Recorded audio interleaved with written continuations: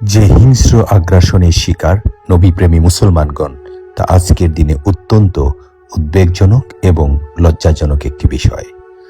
আল্লাহর ওলি এবং আউলিয়াদের মাজার মুসলিম সমাজের জন্য দীর্ঘদিন ধরে একটি পবিত্র তীর্থস্থান হিসাবে বিবেচিত হয়ে আসছে, যেখানে ভক্তরা শান্তি, ভালোবাসা এবং আধ্যাত্মিক প্রশান্তি খুঁজতে জিয়ারত করতে যান।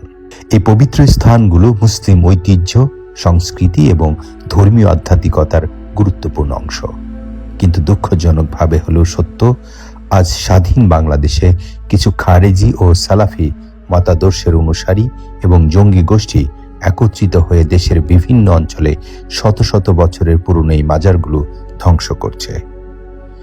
এরা মাজারে হামলা চালিয়ে সেগুলো ভেঙে ফেলার পাশাপাশি লুটপাট, আগুন দেওয়া এবং মাজারে খাদেমদের আহত কিংবা হত্যা করছে। এমন নৃশংস কর্মকাণ্ড কোনো সুস্থ মস্তিষ্কের মানুষের পক্ষে করা সম্ভব নয়।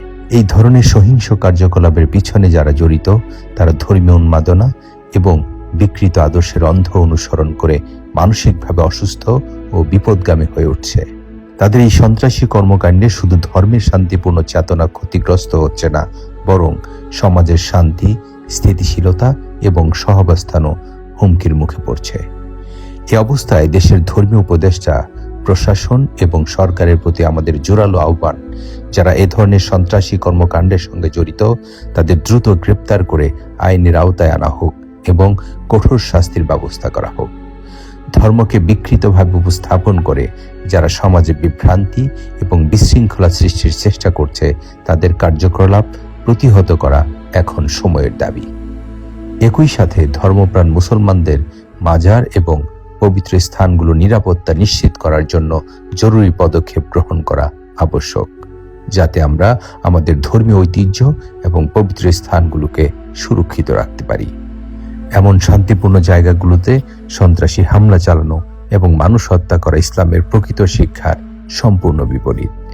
ইসলামের শান্তি, ভ্রাতৃত্ব ও মানবিকতা প্রতিষ্ঠার চেতনা আমাদের সামনে উদাহরণ হিসেবে রয়েছে। তাই আমাদের সবাইকে ঐক্যবদ্ধ হয়ে এই সন্ত্রাসীদের বিরুদ্ধে রুখে দাঁড়াতে হবে এবং মাজারের পবিত্রতা রক্ষা করতে হবে।